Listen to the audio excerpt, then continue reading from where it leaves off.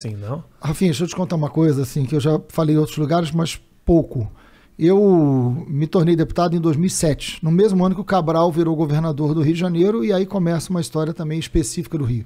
E eu fui oposição ao Cabral do primeiro ao último dia do Cabral, né?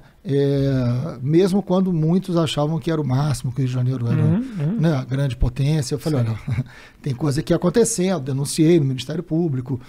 Pois bem, em 2006, durante a campanha, a milícia matou meu irmão, né? Irmão de pai e mãe, né? Irmão do meio, né? O Renato. Tinha 34 anos na época, ele, meu irmão. Deixou 2 filhas pequenas. Era um cara politicamente ativo? Não, cara, ele não tinha nada a ver com política.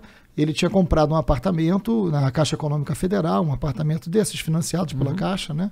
Que os setores populares... Eu venho de família muito humilde, né? Periférica, né? Da periferia de Niterói. Meu irmão casado, comprou um apartamento num conjunto habitacional e no centro de Niterói, e, enfim, Caixa Econômica Federal. E ele se tornou síndico do condomínio junto com alguns amigos que compraram naquela possibilidade.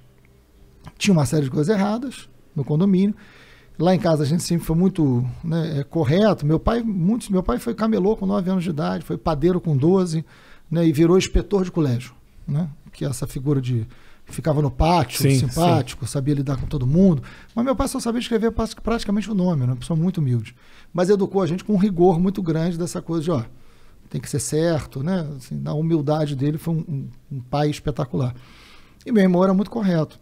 E aí ele foi moralizar o condomínio, né? Falou, ó, o que está errado, transparência, vai ter que ser assim. E um dos problemas era a segurança do condomínio, que era feita por um grupo de policiais de forma irregular. Meu irmão chamou os policiais, meu irmão e os outros chamaram, falaram, vocês vão ter que abrir uma empresa, essa empresa vai ser contratada, vai ter um contrato, tudo dentro da lei. Não queremos. Eu vou falar, não há possibilidade de continuar da forma que está, né? Vai ser feito dentro da lei. Se vocês não fizerem, eu vou mandar embora, vou pagar todos os direitos e vou contratar uma empresa. Dito e feito, os caras entraram na justiça e perderam. Alguns dias depois, meu irmão foi assassinado. Ai, caralho. Isso é quantos anos era que ele tinha? Meu irmão tinha 34 anos, foi em 2006. E você tinha quantos anos, né? Eu sou 5 anos mais velho que meu irmão, então eu ia... 39 anos. 39. Não, na verdade eu tinha 40 e ia fazer 41. Ah. Perdão, meu irmão tinha 34, eu tinha 39 fazendo 40, exatamente. E aí eu enfim... Eu olhei para aquilo e falei, olha, não dá, minha família, que é um pai e uma mãe enterrar um filho, né? Então eu lembro muito, né, de que eu recebi a notícia de que meu irmão tinha sido baleado. Eu fui para o hospital correndo, eu e meu outro irmão, eu tenho um irmão caçula. Quando eu cheguei no hospital ele já estava morto. Foi, enfim, queima-roupa, covardia. Eu entrei no hospital com meu irmão morto, assim, muito difícil. E eu tinha que avisar meu pai e minha mãe, né? Como é que você avisa um pai e uma mãe que... E a nossa família era muito unida, muito... Né? Um fortalecendo muito o outro. E eu lembro que eu liguei e falei, olha, é melhor trazê-los para o hospital, porque no hospital, pelo menos eu tenho médicos aqui que, dependendo da reação que eles tenham, a gente tem como, né, atendê-los. Melhor do que eu avisar em casa. Claro. E aí eu falei, olha, avisa que ele sofreu um acidente de carro. Isso eu inventei na hora, né? Avisa que ele sofreu um acidente de carro, estou no hospital para eles virem para cá. Poder trazer eles para o hospital. Né? Para trazê-los para o hospital. Foi o que eu pensei na hora. E aí os amigos e tudo trouxeram. Quando eles chegaram, eu já tinha avisado aos médicos, já tinha uma equipe médica esperando. A minha mãe foi muito forte, né? Como, aliás, as mulheres são muito mais fortes do que os homens nesses momentos. Né? Meu pai desmontou, né? E olhou para mim e falou assim, mas o que houve? E aí eu tive que falar a verdade, né? Eu falei, não foi acidente de carro, né? Ele foi assassinado. Aí você imagina uma família humilde, né? Que superou uma série de situações, assim, né? Que trabalhou a vida inteira, que deu educação para os filhos. Enterrar um filho, assim, pela violência, né? Então eu sei o que é essa dor que tantas famílias do Rio e do Brasil sentem, né? A dor de perder alguém para a violência é muito inaceitável, não há conforto.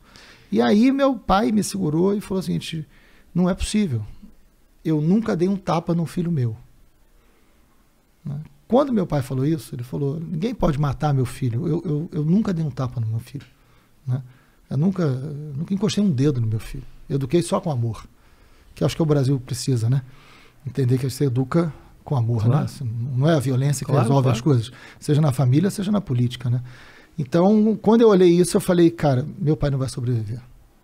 Meu pai não vai aguentar, né? Eu olhei para minha mãe, ela estava, enfim, destruída, mas entendendo que ela tinha que segurar todo mundo ali. Meu pai começou a ficar doente. Meu pai ficou 10 anos doente e morreu. Então, depressão profunda a partir daquele Ele teve momento. uma série de problemas. Ele começou a ter dificuldade de andar, ele começou a ter problema de memória, ele desenvolveu uma série de problemas. Meu pai ficou... depois da morte do meu irmão, eu fiquei durante mais de 10 anos cuidando do meu pai até a morte. Não resistiu. Então, meu pai morreu de dor, de sofrimento. Então, essas coisas, assim, se misturam, né, um pouco. Então, quando eu viro deputado, entendeu, Rafinha? As milícias tinham eleito vários deputados. A mesma milícia que matou meu irmão, que destruiu minha família, que fez aquilo, eu fui eleito junto com vários dos milicianos. Eu olhei para aquela situação e falei, eu não tenho a menor condição de não enfrentá-los. É uma obrigação humana que eu tenho. É um compromisso mínimo de dignidade, né? E aí o primeiro projeto que eu apresentei, o primeiro projeto da minha vida, foi o pedido de CPI das milícias. Fiz com 3 dias de deputado estadual. Sabia que ia ser difícil aprovar. Só aprovei por umas circunstâncias dessas que você não... Aprovei 1 ano e meio depois. Não pensa que o Rio de Janeiro, quando eu apresentei a CPI, falou, que ideia genial, como a gente não tinha pensado nisso, vamos fazer uma CPI para investigar as milícias. Coisa nenhuma. Coisa nenhuma. Eu apresentei e nego dava risada na minha cara. Né? 1 ano e meio depois, jornalistas do jornal O Dia foram fazer uma matéria sobre milícia, foram descobertos, foram torturados. E aí a imprensa inteira, né, tomou aquilo como grave, e realmente era, e começou a exigir que a CPI das milícias, que eu tinha pedido há 1 ano e meio atrás, fosse aprovada. E aí quem pede, preside, pelo regimento da casa. Como só eu tinha pedido, sim, eu presidi a CPI. Virou cabeça. E aí aquilo mudou a história do Rio de Janeiro, mudou a minha história também. Mas eu não me arrependo de nada. Assim. Eu fiz o que tinha que ser feito. Pela minha vida, pela minha história